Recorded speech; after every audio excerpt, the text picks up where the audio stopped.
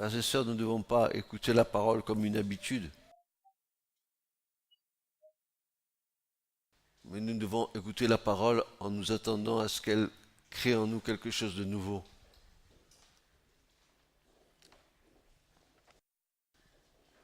C'est la différence entre ce qui est l'esprit et ce qui est la chair, ce qui est la lettre et ce qui est l'esprit. Si tu es venu ce matin pour écouter la parole, sans t'attendre à ce que la parole puisse créer en toi quelque chose de nouveau, ou dire tiens, c'était peut-être une prédication pas mal, mais que ça n'a fait aucun effet en toi, alors c'est comme un coup d'épée dans l'eau. Dieu, quand il envoie sa parole, elle accomplit toujours son dessein. Et j'espère que ce matin, il y aura pour chacun d'entre nous, y compris moi, une parole de Dieu qui va sortir de ma bouche pour que nous soyons édifiés, vous et moi.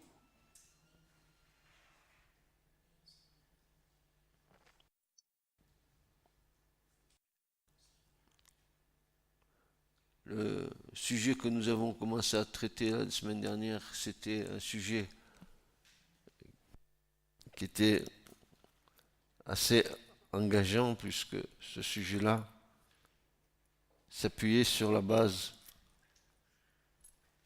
d'une déclaration du prophète Élie qui déclarait l'Éternel est vivant, le Dieu d'Israël devant qui je me tiens. Dieu a besoin d'hommes et de femmes qui se tiennent devant lui, mais pas n'importe comment.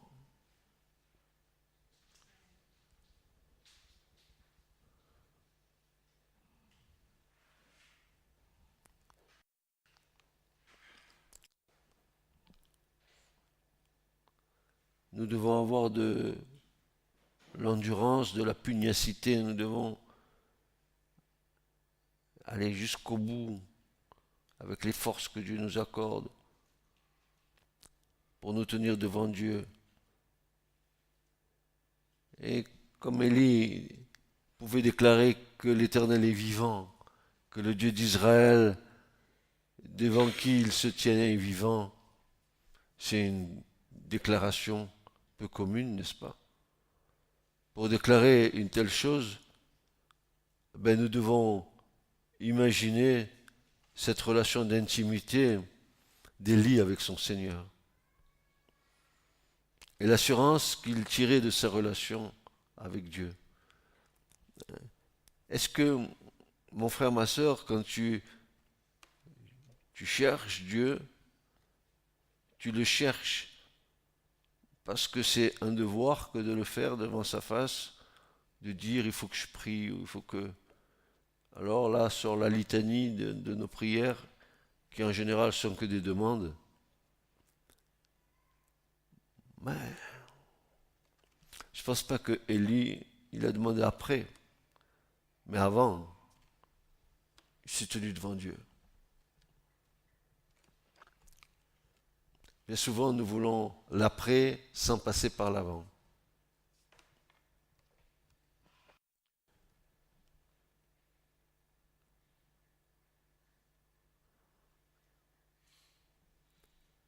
Car Dieu cherche un homme qui se tienne à la brèche devant lui en faveur du pays.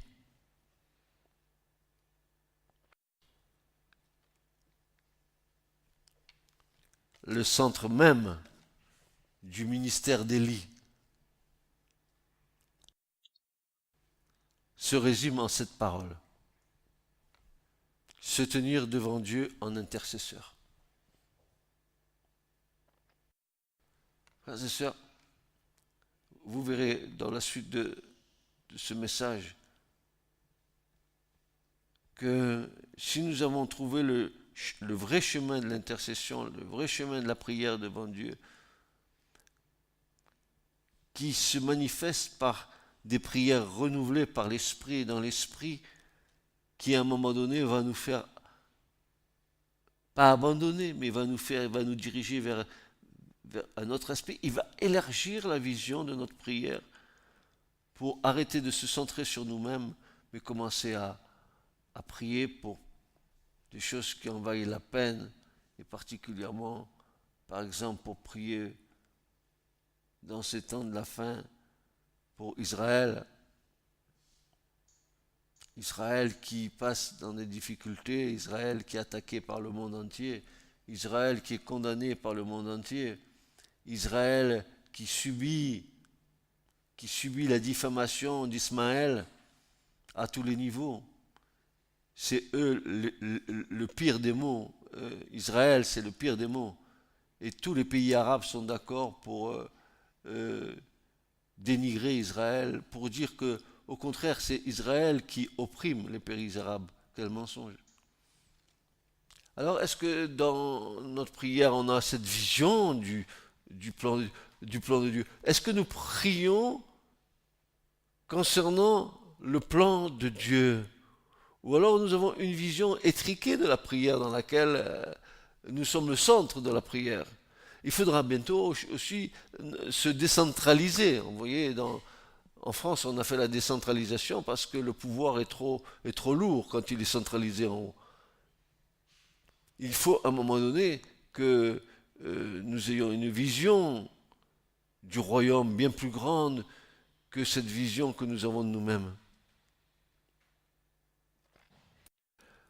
Voici ce que Dieu demande, et c'est le plus urgent besoin dans ces temps d'apostasie, que Dieu puisse trouver des hommes qui se tiennent devant Dieu en intercesseurs, des hommes, et bien sûr, quand je dis hommes et femmes.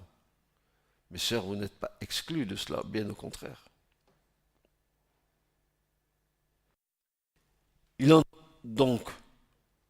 entre donc dans les voies et les desseins de Dieu, de se servir d'instruments humains, vous et moi, pour communiquer sa parole aux hommes. Il cherche ces vies qui servent de point d'appui à son action ici-bas. Il cherche des hommes et des femmes qui vont servir de point d'action ici-bas sur la terre de ce que Dieu veut faire. C'est pour ça qu'il nous faut avoir la pensée de Dieu. Pas la pensée de nous-mêmes, la pensée de Dieu. Nous prions pour un royaume qui nous dépasse, un Dieu qui nous dépasse et qui nous surpasse. Et nous sommes coopérants, collaborateurs avec Dieu dans son plan. Est-ce que vous avez réalisé que nous sommes collaborateurs avec Dieu dans son plan?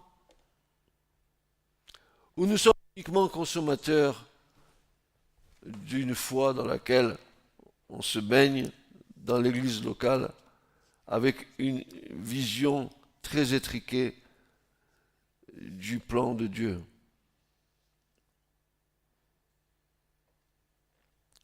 Il entre dans les voies et les desseins de Dieu de se servir d'instruments humains pour communiquer sa parole aux hommes.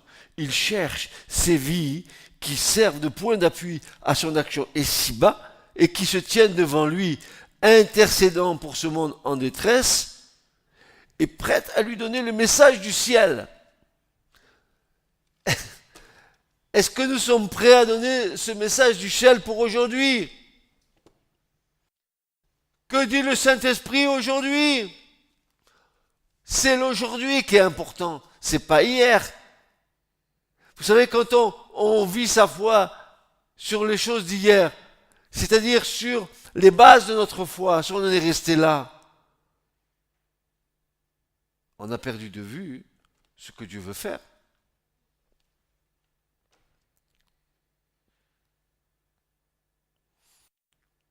Ce pain de Dieu, celui qui est descendu du ciel et qui donne la vie au monde, Jean 6,33, il nous faut donner cette parole vivante, cette parole actualisée par le Saint-Esprit, cette parole qui avertit, cette parole qui reprend, cette parole qui édifie, cette parole qui corrige, cette parole qui enseigne, comme dit Paul à Timothée.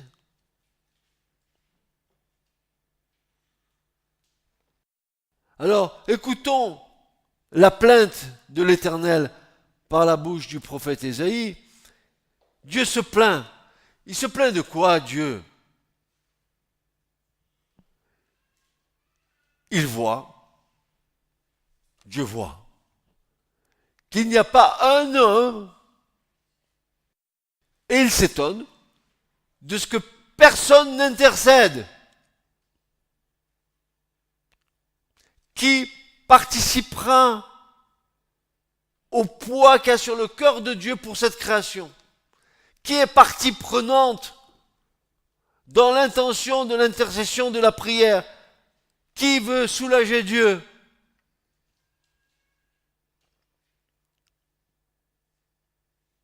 Arrêtons de nous regarder.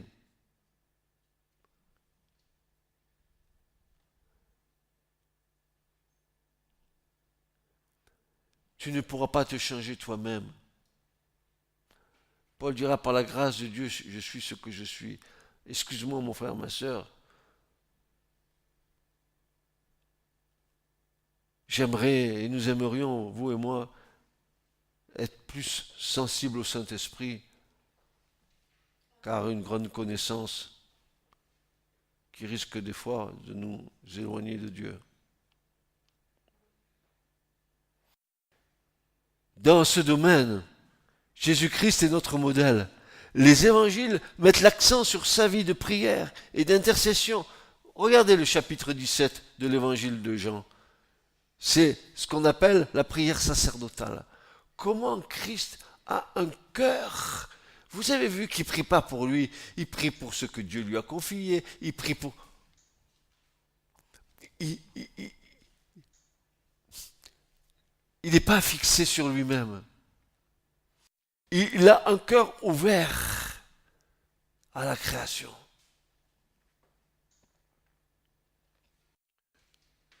Là où je suis, je veux qu'il soit aussi. Je veux qu'il soit un comme nous on est un.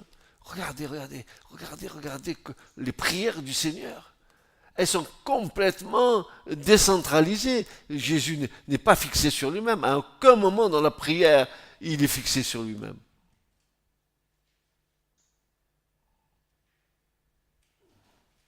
Change-moi, Seigneur, oui, je suis tordu. Mais bien sûr qu'il te change. Il a dit que chaque jour ton homme intérieur serait renouvelé. Arrête de lui suriner la tête avec ça. Et les oreilles.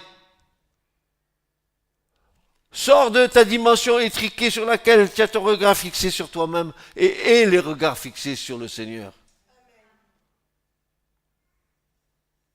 Sors de ta routine.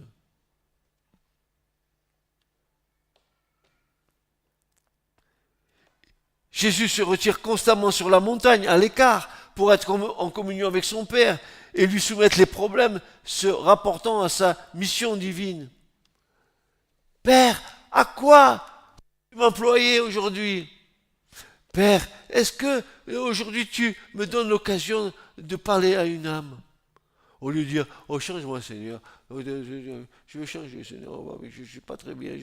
Mais il le fait. Parce que l'œuvre qu'il a commencée en toi, bien sûr qu'il l'achèvera. Arrête de lui casser les oreilles.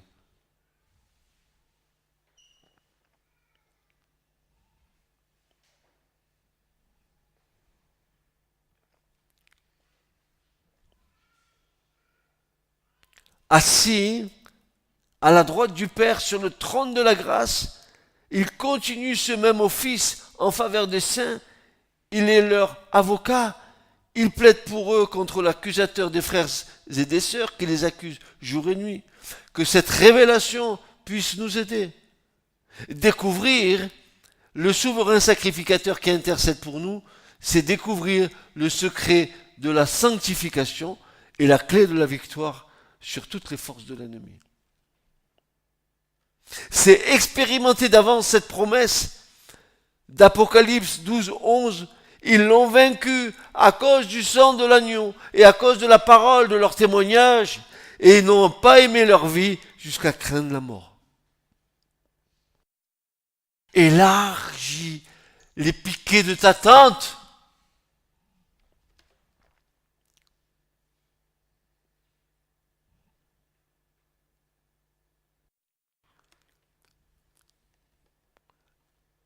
J'ai, il y a quelque temps, j'ai regardé les stats des messages de l'Église. Je les ai passés message par message, un par un, pour voir quels étaient les messages qui, euh, qui interpellaient plus les gens que d'autres messages. Donc, je vois le nombre de messages écoutés. Il y a lieu de se réjouir, mais je suis étonné et triste que certains messages, comme Jésus souverain sacrificateur, sont peu écoutés. Quelle notion avons-nous du Seigneur? Je suis sauvé, voilà ma gloire, mon espérance et mon salut, mon chant d'amour et de victoire. Je suis sauvé, alléluia. La lumière centrée sur moi-même.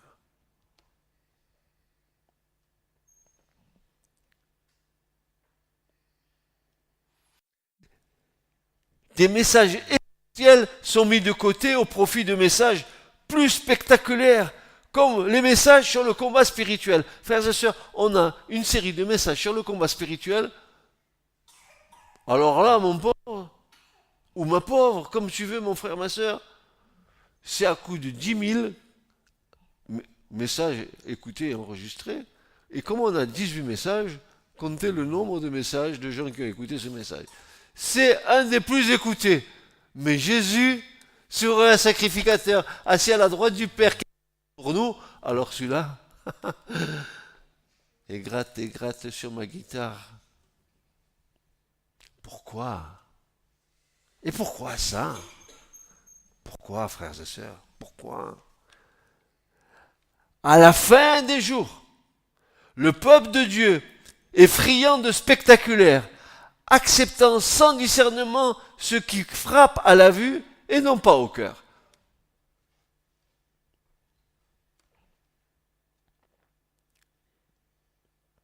Une autre illustration de cette sorte d'intercession se trouve dans le livre des Nombres, quand le sacrificateur Aaron, avec l'encensoir allumé du feu de l'autel, se place entre les morts et les vivants, arrêtant la plaie qui consume le peuple.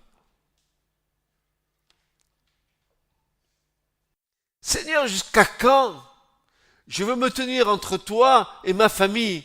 Jusqu'à quand, Seigneur?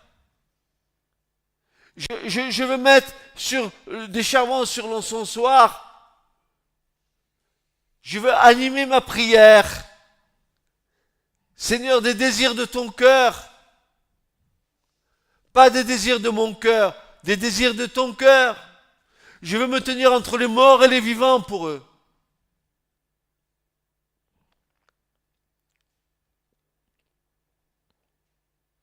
Et dans les psaumes, David écrivait sous l'inspiration du Saint-Esprit et il a déclaré plusieurs reprises cette exhortation. Attends-toi à l'Éternel, tenez-vous devant lui, demeurez en sa présence. Et c'était pratiquement des ordres que David donnait. Mais c'est pas des ordres que l'on peut prendre comme une obligation. C'est le cœur qui est engagé. De même, Isaïe parle de ceux qui se taisent ni jour ni nuit, qui rappellent au souvenir de l'Éternel ses promesses. Ah, tu as promis que le Messie viendrait. Jusqu'aux quand, ô Éternel?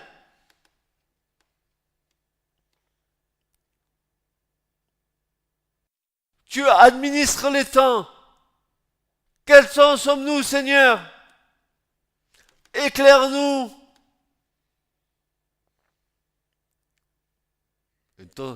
Et toi, à côté, s'il te plaît, s'il te plaît, s'il te plaît, je ne sais pas comment je vais terminer le mois, s'il te plaît, s'il te plaît. Ouais. Mais cherche premièrement le royaume de Dieu et sa justice. Ne te casse pas la tête avec ça. Et Dieu pourvoit. Mon Dieu, dans sa grâce, pourvoira à tous vos besoins, à tous vos besoins.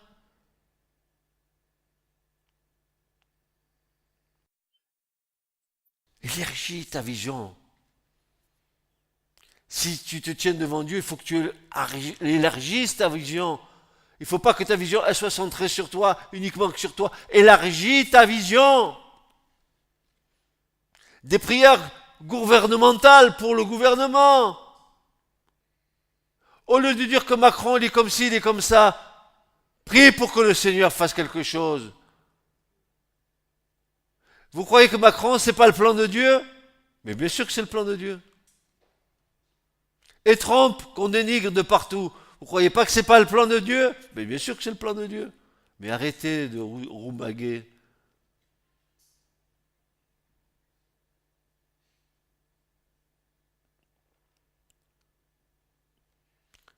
Jérusalem, dit le prophète, j'ai placé des gardes.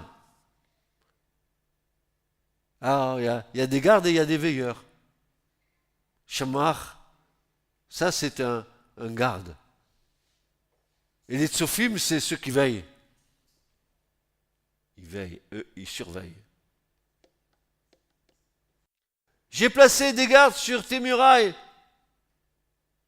Ni le jour. Bon, c'est bien, le jour je suis réveillé, mais la nuit. Ni la nuit. Jamais ils ne se tairont. Jamais ils ne se tairont.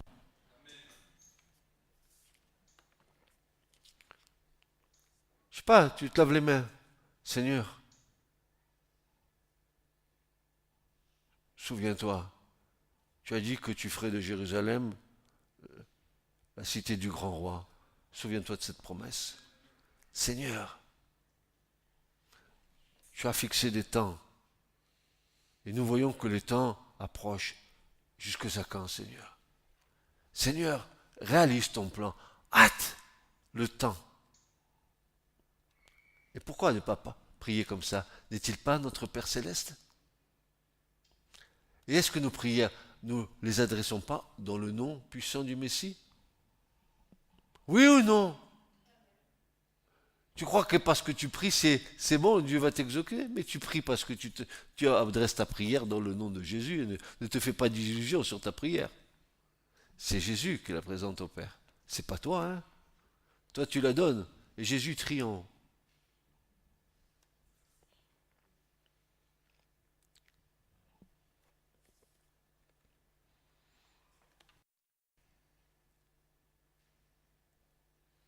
Ni le jour, ni la nuit, jamais ils ne se tairont. Et là, dans le texte hébreu, il y a une petite anomalie très légère.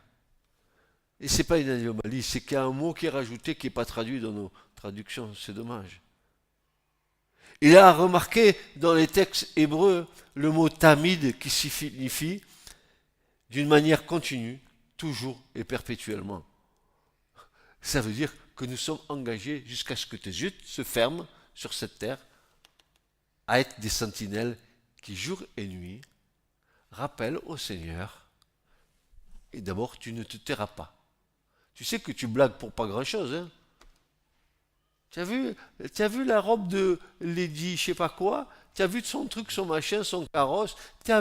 Alors là, on passe du temps. Tu as vu, tu as vu, tu as vu, tu as vu, tu as vu. Oh là là, tu as vu. Seulement, le Seigneur, il voit rien.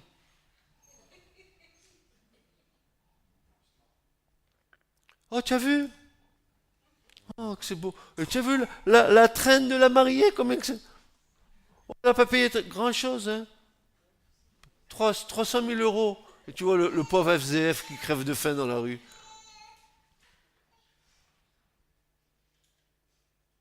Ah, le monde, hein? Clic, clic, clic, clic, clic. Ça tire, hein?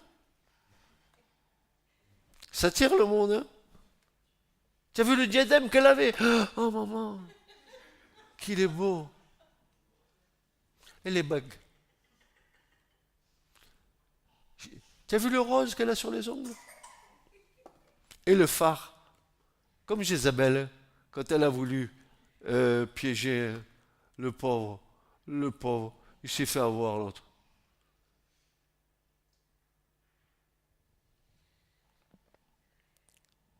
Naboth. Chérie, Naboth, il vaut rien. Jézabel. Il a une belle vigne, hein, un beau terrain. Si on pouvait construire une belle maison là-dessus, dégomme-le s'il te plaît. Hein, c'est ça qu'elle lui a dit. En réalité, c'est ça. Et l'autre, bourricot d'Akab, comme elle le mène par le bout du nez avec ses pratiques occultes, elle l'a mis sous ses pieds. Bam.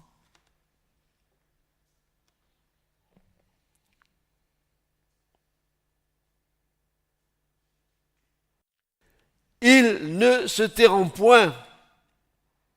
Vous qui faites souvenir de l'Éternel, n'ayez point de repos. Il n'est pas question de RTT. Il n'y a pas de RTT dans le spirituel. J'explique, RTT, c'est des jours de repos. Hein, vous savez, vous, les salariés. Hein, le RTT. Pas les PTT. Hein, le RTT.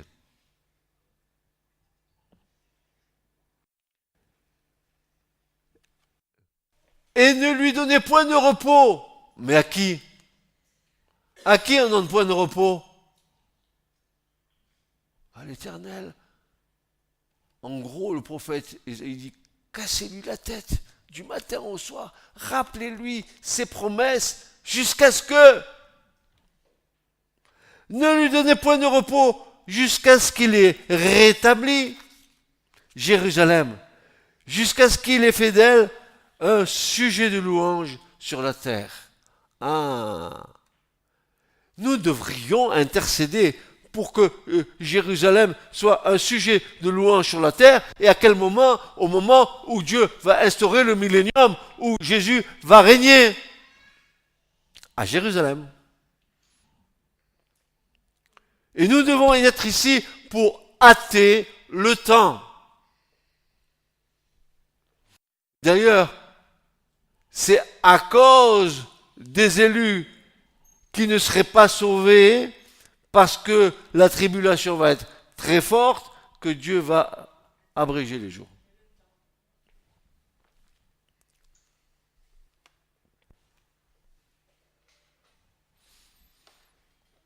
Et les voici exerçant ce sacerdoce glorieux de l'intercession avec toute l'audace et toute l'autorité de celui qui a fait les promesses. Ils savent que l'Éternel l'a juré par sa droite et par son bras puissant, et fort de cette conviction, ils plaident devant son trône.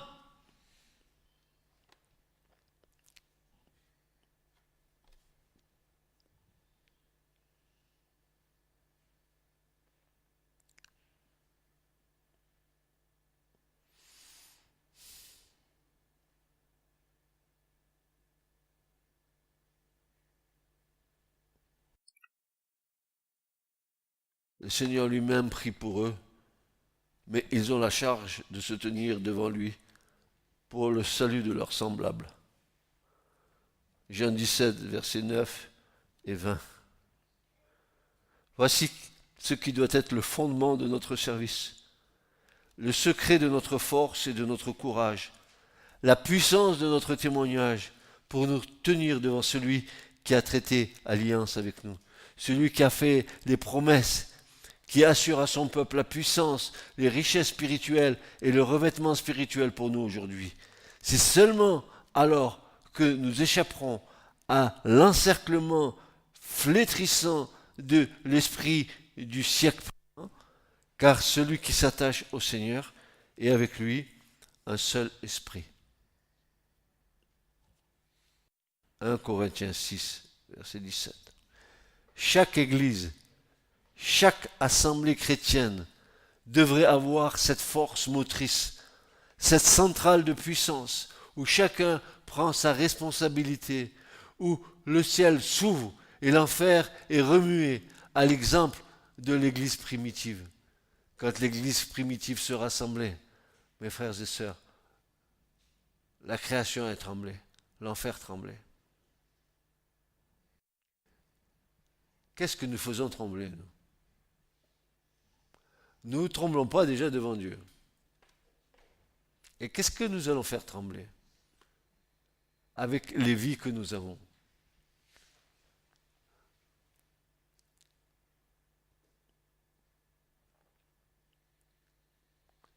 Sachons donc une fois pour toutes de prendre la décision qu'au milieu de l'obscurité présente, en face de l'ouragan qui s'élève déjà, nous nous tiendrons devant Dieu. Nous nous tiendrons devant Dieu comme Élie. Nous nous tiendrons devant Dieu comme Élie. Ne nous laissons pas voler ce qui est le plus grand de nos privilèges et la plus solennelle de nos responsabilités. Pasteur, conducteur spirituel, ministère, donnez cet exemple, puis sonnez de la trompette pour appeler les fidèles à ce sacerdoce. Je ne sais pas à quoi je suis appelé. Je vais faire servir le Seigneur. Je vais être là derrière.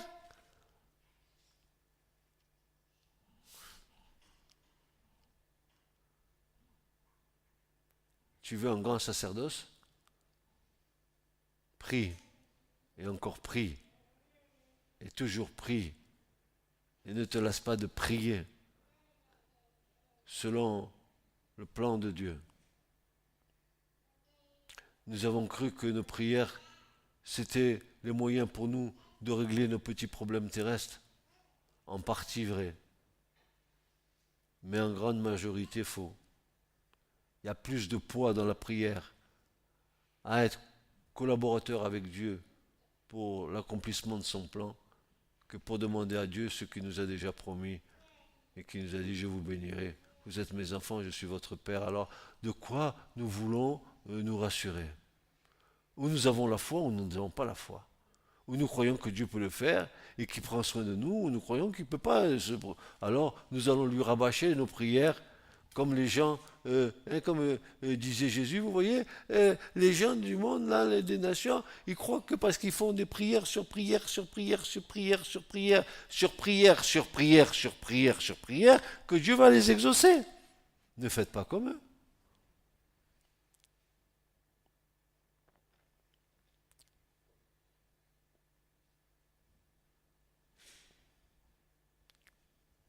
Avant quoi que ce soit qui ne se passe dans le monde, quelque chose doit se passer entre Dieu et son serviteur.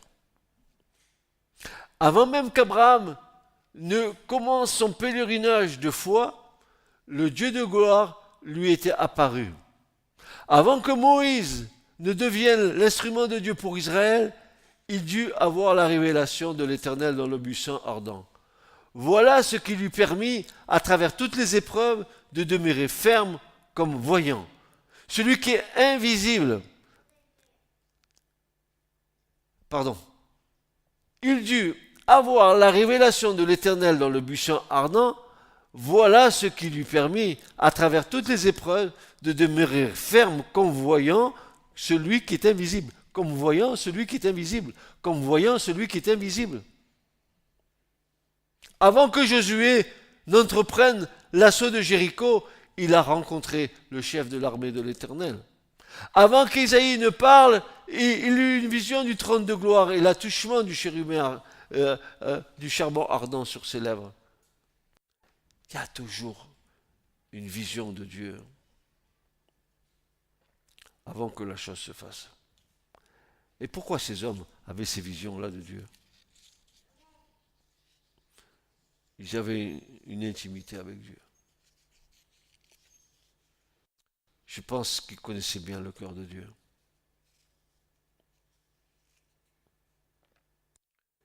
Je pense que même, avant même que Dieu parle, ils savaient même ce que Dieu allait leur dire.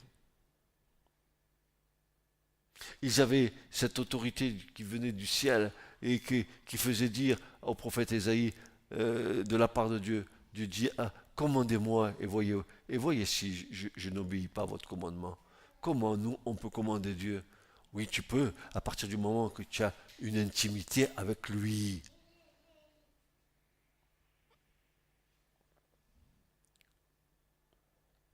Quant à Élie, nous savons qu'il priait avec zèle, qu'il se tenait devant le Seigneur, qu'il était en communion avec lui avant de paraître devant les hommes.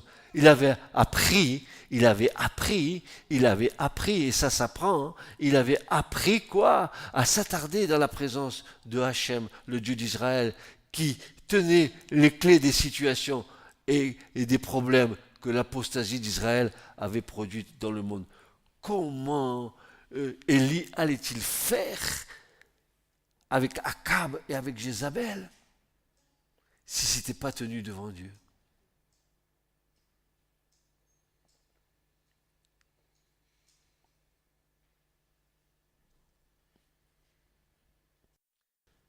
Élie savait qu'à chaque effet visible, il y a une cause spirituelle invisible et que Dieu lui-même se réserve le droit d'intervenir quand et comme il veut.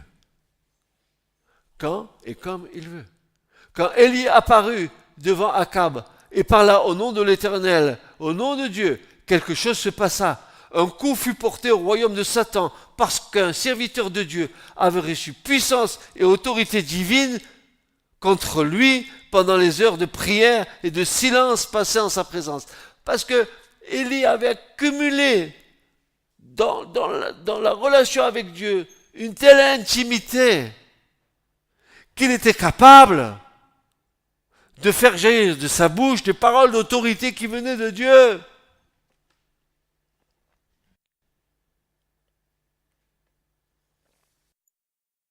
L'apostasie de la chrétienté crée des problèmes de toutes sortes.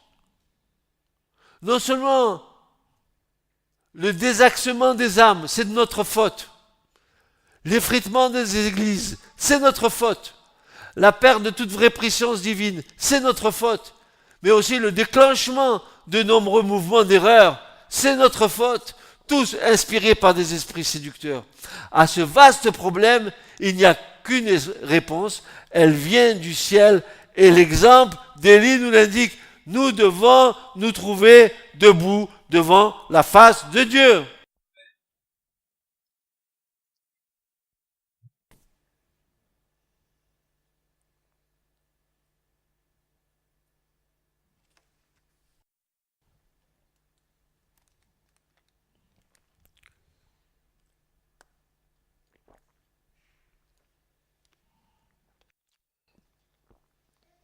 Oh, la prière, ces prières ferventes, ces prières efficaces, ces prières gouvernementales qui changent le cours des événements, ces prières absolument urgentes aujourd'hui, les connaissons-nous? Est-ce que nous connaissons les urgences du royaume? Est-ce que nous pourrons être la bouche de l'Éternel pour notre génération, le réflecteur des choses qui sont en haut?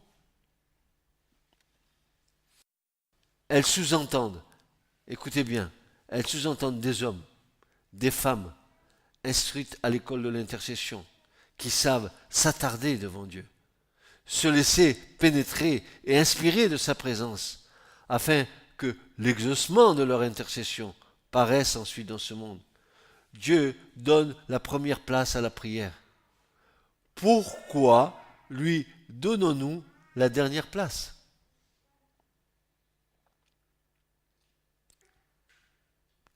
Parce que la chair n'aime pas prier. Et si la chair n'aime pas prier, la prière sera pauvre, comme la chair est pauvre. Cette négligence, cette ignorance du service de la prière est notre perte. Et non seulement la nôtre, mais celle des âmes que Dieu nous confie. Car c'est en réponse à la prière et par le moyen de vie donné que Dieu veut intervenir en grâce en faveur des hommes. peu de prières, mais beaucoup d'activités, beaucoup d'efforts. Quel renversement de l'ordre voulu de Dieu! Quelle humiliation pour son Église! Elle se contente d'un travail superficiel qui n'arrache pas sa proie au royaume des ténèbres. Voilà pourquoi les lettres aux églises qui typifient la chrétienté des derniers temps commencent par cette phrase du Seigneur: je connais tes œuvres. Je les connais. Ne me les dis pas, je sais ce que c'est tes œuvres. Beaucoup de blablabla, beaucoup de travail et peu de prière. Peu d'implication dans la prière. Et le Seigneur va dire ceci par la bouche du prophète Agé. Écoutez bien. Qui a lu le prophète Agé? Ah ben voilà ce que Dieu dit. Vous comptiez sur beaucoup, n'est-ce pas? Et voici, vous avez peu. Vous l'avez rentré chez vous, mais j'ai soufflé dessus. Pourquoi, dit l'Éternel des armées? À cause de ma maison qui est détruite, le temple. Tandis que vous vous empressez chacun pour sa maison.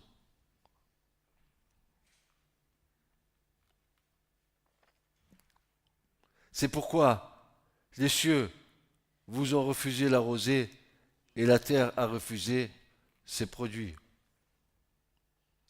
Nous nous préoccupons plus de nos petites maisons, de nos petits bien-être, plus que de la maison de l'Éternel, plus que du royaume des cieux. Nous nous préoccupons avoir la bénédiction de Dieu sur la terre. Nous voulons être bénis. Mais en retour quoi? Est-ce que ce n'est pas un échange entre Dieu et nous?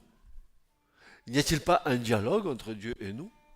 N'y a-t-il pas une relation d'intimité entre Dieu et nous? Ne pouvons-nous pas dire à notre Dieu: Père, qu'est-ce qu'il y a sur ton cœur pour nous aujourd'hui? Qu'est-ce que tu veux faire aujourd'hui? Seigneur, montre-nous les choses.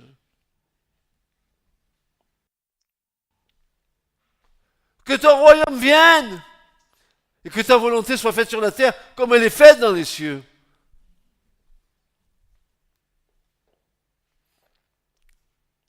Car si vous ne savez pas prier, Jésus nous a enseigné une prière, n'est-ce pas?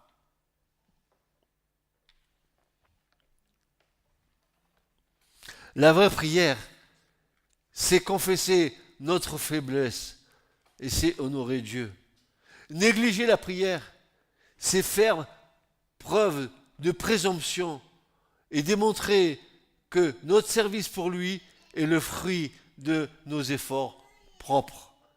C'est du feu étranger sur l'autel.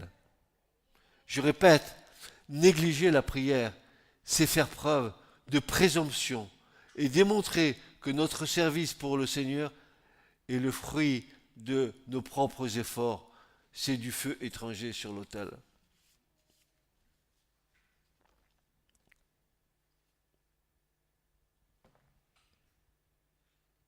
Dans la vie d'Élie, la connaissance de la vérité divine est devenue une expérience personnelle, le secret d'un témoignage puissant. Il connaissait la parole de Dieu. Il savait qui était Hachem, le Dieu d'Israël. Mais toute cette connaissance était transformée en une grande puissance. Pour Élie, ce que nous appellerions aujourd'hui l'intellectualisme, toujours stérile, même s'il est biblique, était une chose pour lui inconnue. Tout ce qu'il disait vibrait de la puissance de Dieu. Dans sa bouche, les mots « Ainsi dit l'Éternel », il est écrit, n'étaient pas des clichés, ni des termes sans puissance.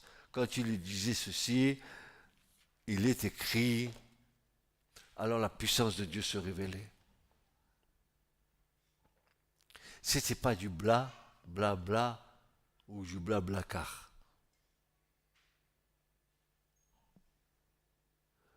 De même aujourd'hui, devant la pression des événements et de la situation contemporaine, un simple étalage de connaissances, même bibliques, n'est-il pas un affront? Un affront à Dieu et aussi un affront aux personnes à laquelle on s'adresse. Et encore, on s'adresse dans le nom de Dieu en parlant sans feu et sans puissance de telle façon que ce que l'on prétend être son message n'a aucun mordant et que l'on n'amène pas à Dieu aux hommes, ni les hommes à Dieu.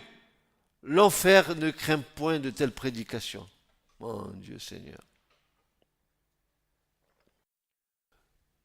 Le diable, il s'en fout que tu fasses une prédication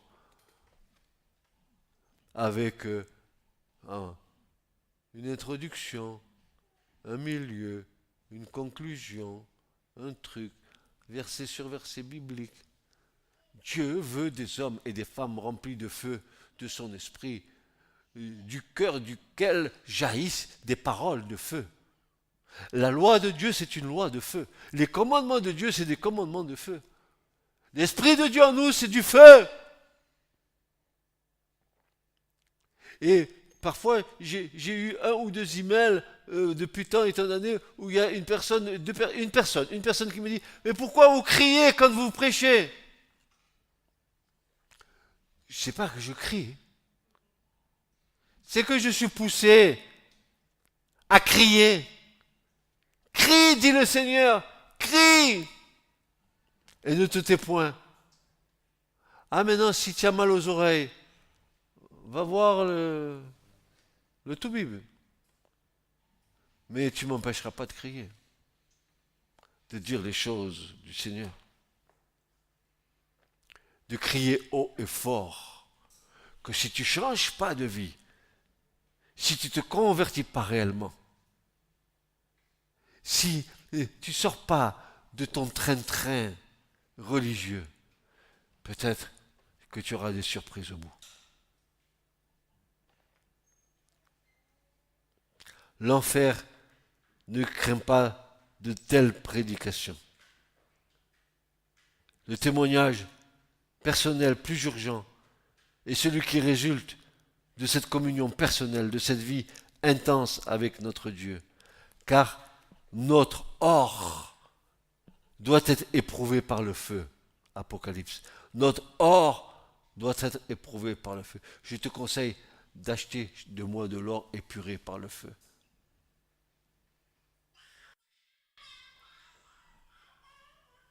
Apocalypse 3, 18.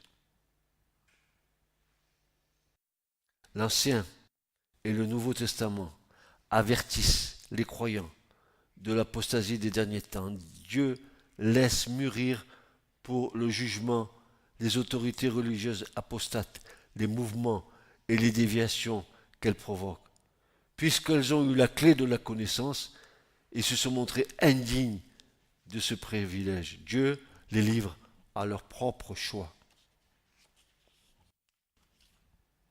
Mais quand il s'agit des autorités gouvernementales, Dieu leur donne souvent des temps de répit, des offres de salut. Il promet des interventions divines. Il patienta à l'égard de Pharaon. Il patienta à l'égard d'Akab et de Nabuchodonosor. Il leur donna un temps de grâce. L'apôtre Paul dit que si les chefs de ce siècle eussent comme connu la sagesse de Dieu, ils n'auraient pas crucifié le Seigneur de gloire. 1 Corinthiens 2, verset 8. Dieu est prêt à prolonger le jour de la grâce en vue du salut des hommes. 2 Pierre 3, 9. Il peut incliner le cœur des autorités civiles, les rendre favorables à la parole de Dieu, les amener à faire la distinction entre la vérité divine et ce qui n'est que forme, chloroforme et profession religieuse. N'oublions pas que le but du prince de ce monde est juste l'opposé. Seule la prière peut agir efficacement.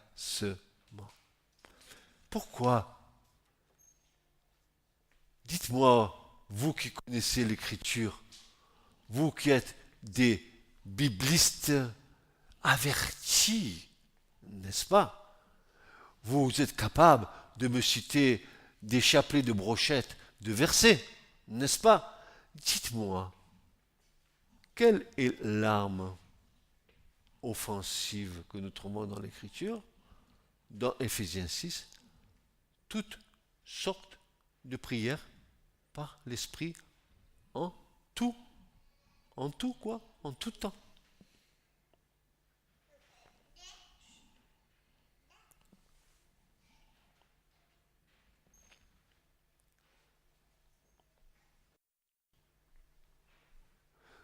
Seigneur, je suis un peu épais, Seigneur. Tu vois, il y a des difficultés. Comme si le Seigneur est aveugle, il ne voit rien du tout, non? Tu vois, Seigneur? Oh, il aurait besoin d'aller chez l'ophtalmo, le Seigneur, là. Oh, tu vois, Seigneur. Bien sûr que je vois. Ça fait un moment que je te vois. Et ce que je vois, c'est pas toujours glorieux. Mais je te vois, t'inquiète pas.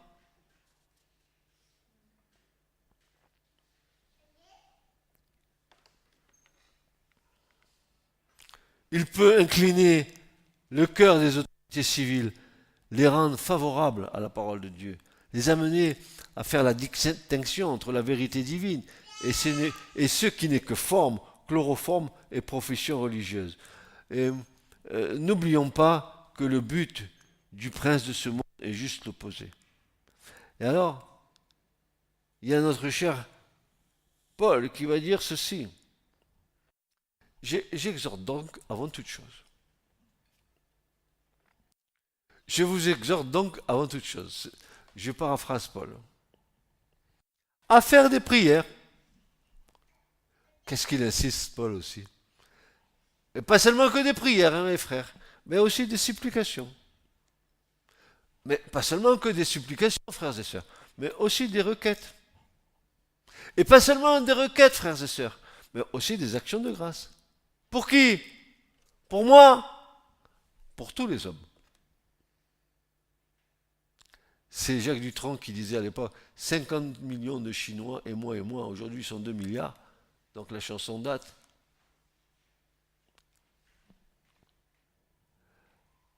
Pour tous les hommes. Et pour qui encore? Pour les rois. Et pour tous ceux qui sont élevés en dignité. Afin que nous menions une vie paisible et tranquille, en toute piété et honnêteté. Cela est bon et agréable devant Dieu notre Sauveur, qui veut que tous les hommes soient sauvés et parviennent à la connaissance de la vérité. Parce qu'il n'y a qu'un seul Dieu, puis un seul médiateur entre Dieu et les hommes, Jésus-Christ, homme, qui s'est donné lui-même en rançon pour tous. C'est là le témoignage rendu en son propre temps, et pour lequel j'étais établi prédicateur et apôtre. Je dis la vérité, je ne mens pas. Chargé d'instruire les païens à la foi et la vérité. Je veux donc que tous les hommes prient en tout lieu, en élevant des mains pures, sans colère ni mauvaise pensée.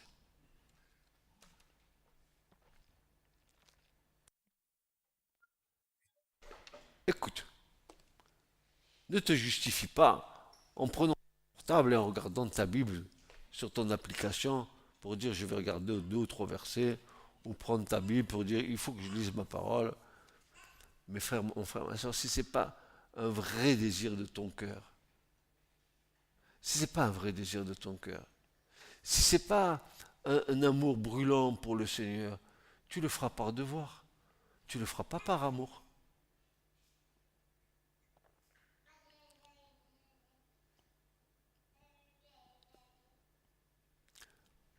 Et Dieu, s'il voit ton cœur, il va t'ouvrir son bon trésor et il va te donner des petites perles précieuses pour fortifier ta foi.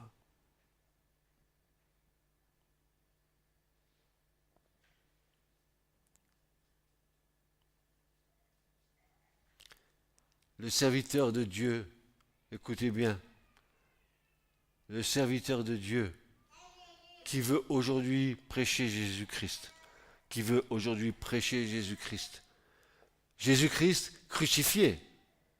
Et son message glorieux doit être armé de toutes ces vérités-là. c'était avec une entière connaissance des desseins de Dieu qu'il y prie. Il pria avec instance pour qu'il ne pleuve point. Il ne tomba point de pluie sur la terre pendant 3 ans et demi. Et ça a été le jugement. Mais il pria de nouveau. Et le ciel donna la pluie et la terre produisit un fruit. Maintenant, c'est le moment de la grâce.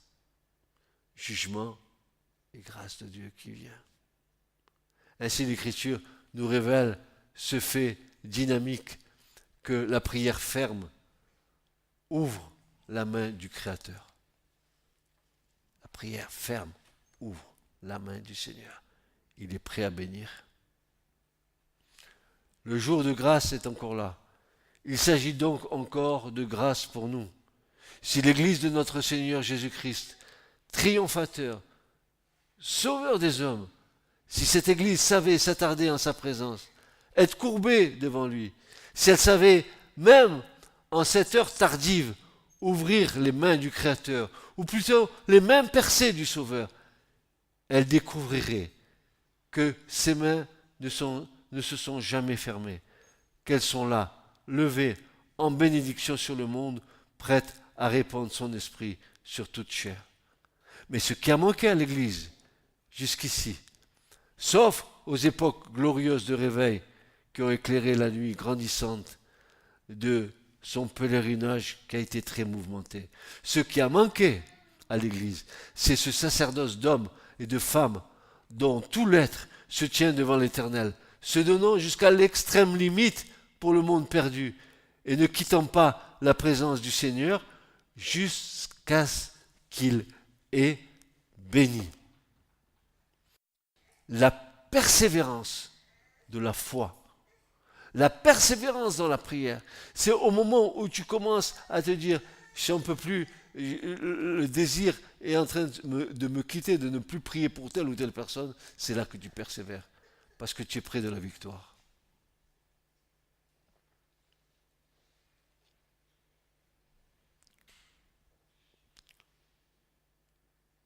Quand il en sera ainsi, on entendra le bruit d'une abondante pluie qui descendra. Le Seigneur, l'Éternel, est vivant. Le Dieu d'Israël, devant qui je me tiens,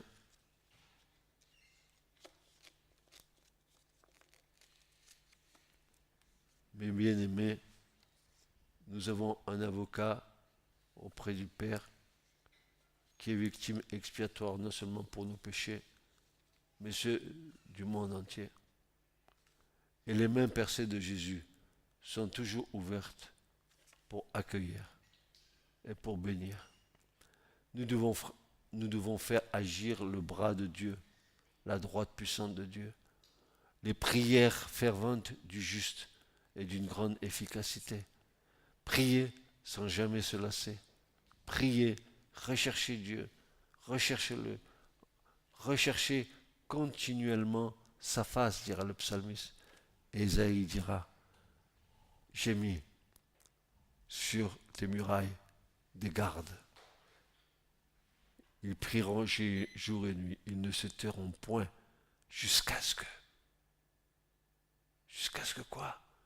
Jusqu'à ce que tu viennes et que tu prennes possession de ton royaume sur la terre et que Jérusalem soit la ville du grand roi. Amen.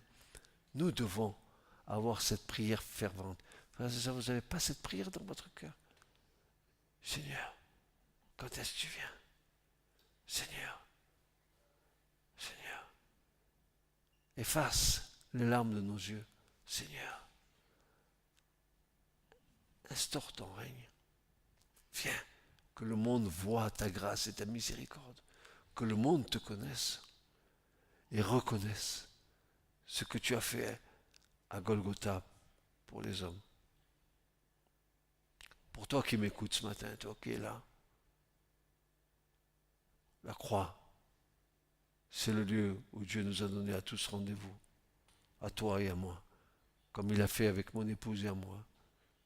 Il nous a attendus sur le chemin de Golgotha. L'Esprit de Dieu nous a conduits jusqu'à ce qu'au moment précis où nous avons confessé nos péchés devant la face de Dieu, et que la miséricorde de Dieu est venue sur nous, car si nous confessons nos péchés, il est fidèle et juste pour nous purifier de toutes nos iniquités et pour nous pardonner nos péchés. Laissez encore agir la croix. Soyez des intercesseurs fervents.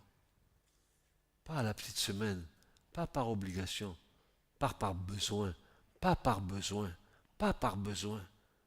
Cherchez premièrement le royaume de Dieu et sa justice. Cherchez les choses d'en haut, qui sont les choses qui ne passeront jamais, qui sont éternelles.